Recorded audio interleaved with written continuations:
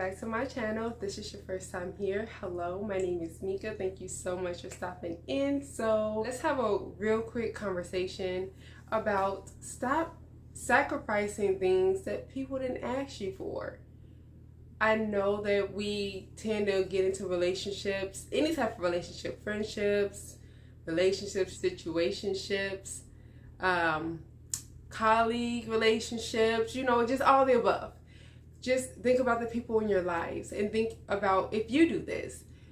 When I say stop sacrificing things that people never asked you for, that's going above and beyond, trying to people please, trying to be that star in that person's life, trying to be that everything to somebody, and that's not what they're asking for. You're trying to love them from a space of how you want to be loved and what you envision love to be, or you want to be everything that they said that they like.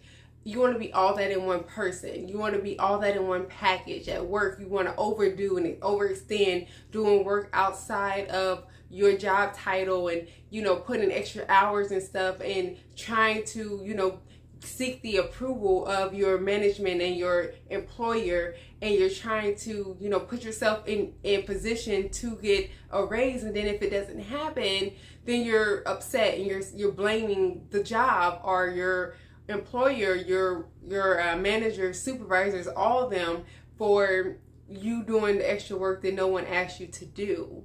So sometimes it's okay, it's best to reel it back and stay within the position that you're meant to do, because a lot of times people will acknowledge that you do above and beyond what you're meant to do.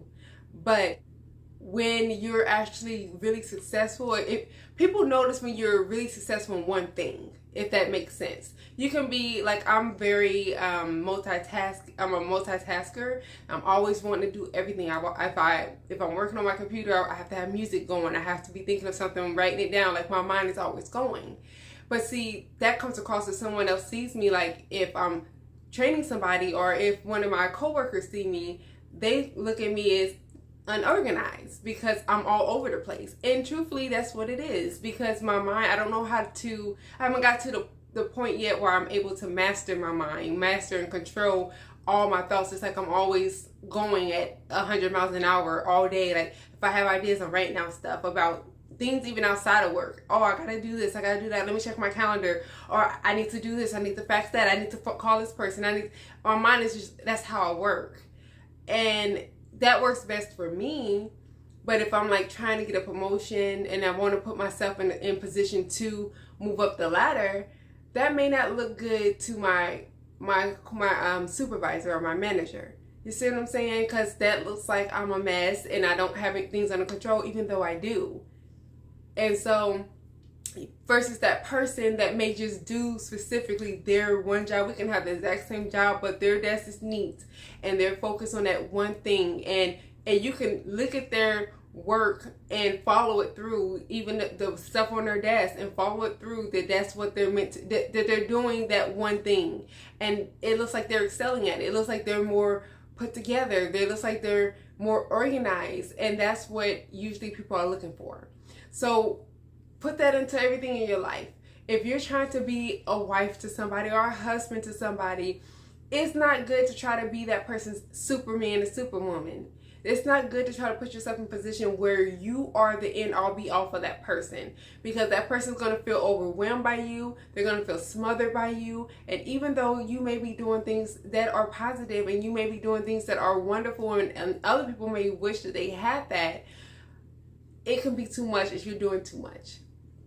Every time that they ask you for something, you're cutting your schedule to make sure that you can do it.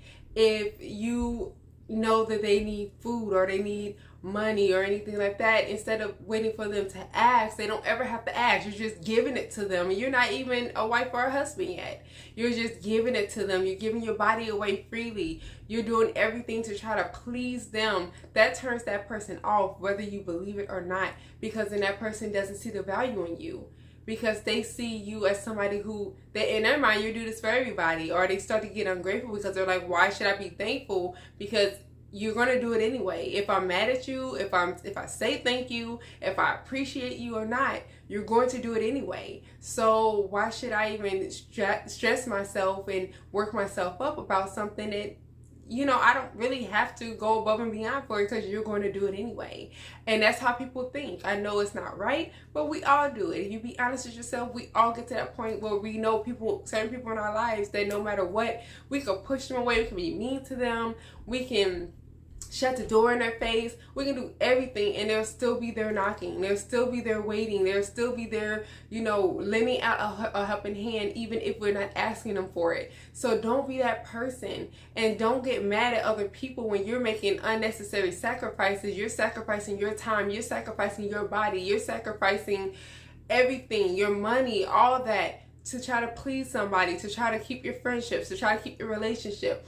Women, stop having babies before you're getting married. You want to be married, but you're doing things backwards. You're sacrificing your health and your body to give this man children, and he didn't even tell you that he wants you to be his wife. Like, we have to stop doing that, and then you get mad and say, well, I had 2, 3 of his children, you know, I've been a good woman, I've been you, and that may be true. I believe you, I do. But just because you're good, and even if other people around you are telling you you're good, that person may not be mature enough to see, or they may not, what they're needing for their life path, because we all have a life path, and God puts people in our paths to help us to reach whatever his calling is for our lives. You may not fit that. So he may think you're an amazing person as well, but something in him is telling him that you're not his wife. So stop, you know, going out here risking your health, risking your life, getting all these implants, cutting up your bodies, trying to be something for one person that's not even your husband. And husbands, stop going out of your way, paying these women bills, you know, sacrificing your happiness, you know, trying to show them that you just want everything with them, and you're letting them take advantage of you. And they didn't even say that they would want to even be your girlfriend, not alone your wife.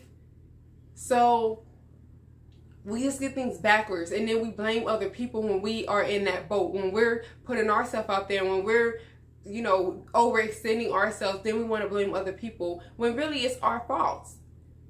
So honestly, just take the time to really think about what you're doing. Think about the decisions that you're making. Think about how it can affect you in the long run. And if you feel like this is not something that, this person's not asking you to be more available, stop trying to be more available. If this person's not saying that they need for you to cook dinner every day, stop bending over backwards, tired, you know, stressing out, trying to find new meals to make every day, trying to cook every day. If this man or this woman is not saying that they need for you to call them every day, 2, 3 times a day, stop doing it. And because you're going to burn yourself out. Learn to love people the way that they're requiring, the way that they're asking you to, just like with your job. Your job tells you what they require out of you, what they expect out of you. Learn to do that and exceed at that, instead of trying to add on extra things that you think that is going to benefit, or you think that's going to make you stand out, because it doesn't necessarily mean anything. And like I said, in a lot of cases, it ends up making you look desperate, needy, clingy, too attached,